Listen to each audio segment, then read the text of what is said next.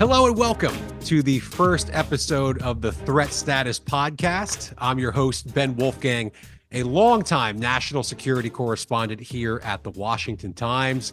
And I'm joined by my colleague, co-host, and friend, Guy Taylor, the national security editor at the Times and the lead author of our daily Threat Status newsletter. If you haven't signed up for the newsletter, go to WashingtonTimes.com and make sure that you do.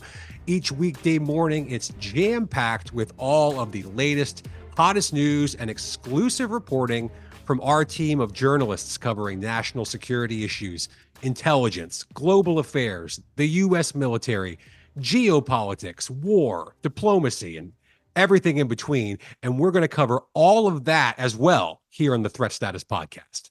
It's pretty exciting, Ben. And on this maiden voyage of the podcast, we're offering you, our listeners, a brief look, a teaser, if you will, of what you can expect here on the show, which by the end of February will start dropping every week and will be available on Spotify, Apple Podcasts, and wherever you get your podcasts. Guy, you and I talk every single day about what's going on in the world and how it affects all of us, whether you live in Washington or Wyoming.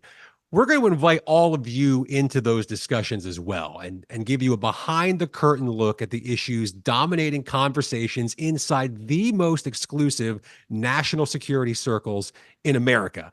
And Guy, maybe you can give our listeners an idea of what they can expect to hear, both from the two of us and from the A-list team of officials, journalists, and experts that we're going to have on the show each and every week. Well, Ben, part of this podcast is about bringing listeners inside our experience as journalists covering national security in the political capital of the free world.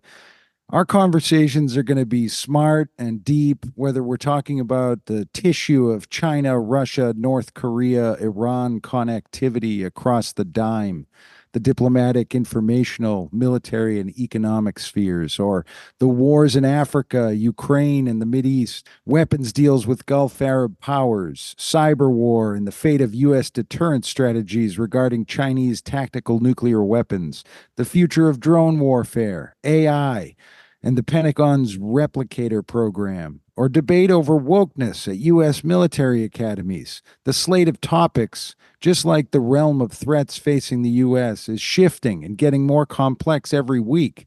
The Threat Status Podcast is about distilling that realm into palatable discussions that help listeners cut through the landscape of disinformation by bringing them inside our conversations with U.S. national security influencers and thought leaders, several of whom are right within our own threat status stable. People like former Associate Director of National Intelligence, Joseph Detrani. I think Kim Jong-un has made a strategic decision to embrace the Russian Federation and to give up on a normalized relationship with the United States. And I think this is major. That's right. Or people like best-selling author and longtime journalist Bill Gertz, who covers China for the Washington Times. The threat posed by communist China is multifaceted and multi-regional. It is extensive in the sense that China is working on asymmetric warfare capabilities, including the idea of cognitive warfare or brain warfare, as well as electronic warfare, cyber warfare. They're also building up their military forces aggressively in areas such as hypersonic missiles, which can strike targets anywhere on the Earth in less than 30 minutes. There needs to be a much greater effort on the part of the US government to alert people and educate people. Or Ryan Lovelace, one of the best reporters in the business covering the intersection between cyber, tech, AI, and national security. What is the opportunity for, say, placing a quantum sensor on a helium balloon and flying it over the United States, right? Because the idea is, the reason why all this stuff is mattering to China and to others is because it's not supposed to be able to be hackable.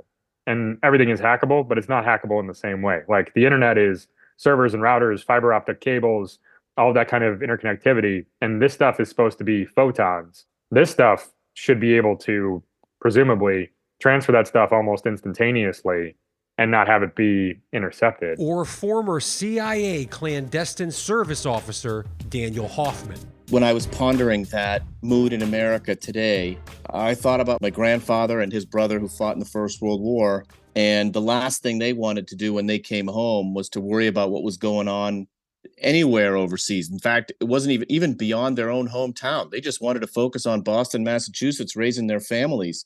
And I think today in America, it's a little more reminiscent of the mood in that interwar period. I think for the public in the United States, we grew tired of all the blood and treasure we spilled in those so-called forever wars in Afghanistan and Iraq. Americans just don't want to be entangled in world affairs. We still think of our country as protected by two great oceans. We've got a dedicated military and intelligence community and our law enforcement, and they keep us safe from foreign threats. The problem is that folks just don't see that there are storm clouds that have gathered on the horizon, just like they did in the 20s and 30s. And if we don't deal with them way out, what we used to like to call at CIA, left of boom, then we will face damage and harm here in our homeland. Or Foundation for Defense of Democracy's founder, Clifford May.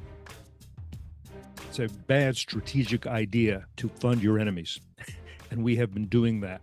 Iran has gotten considerably richer in terms of foreign reserves, in terms of how much oil it's selling since the Biden administration.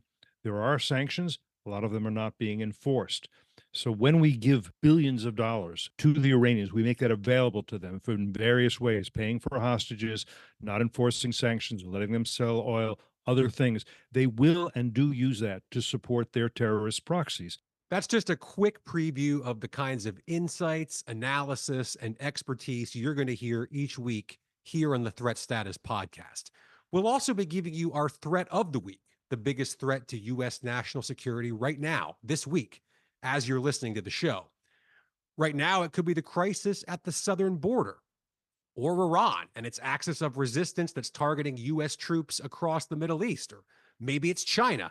The bottom line is threats to the U.S., to all of us, are constantly evolving, and Threat Status is going to be on top of them every single week. So, Guy, thanks so much for joining me here on this short inaugural episode. Thank you, Ben. It's going to be a fun ride. Please go ahead, hit that subscribe button, and we'll be back in just a few weeks for the full launch of the Threat Status Podcast.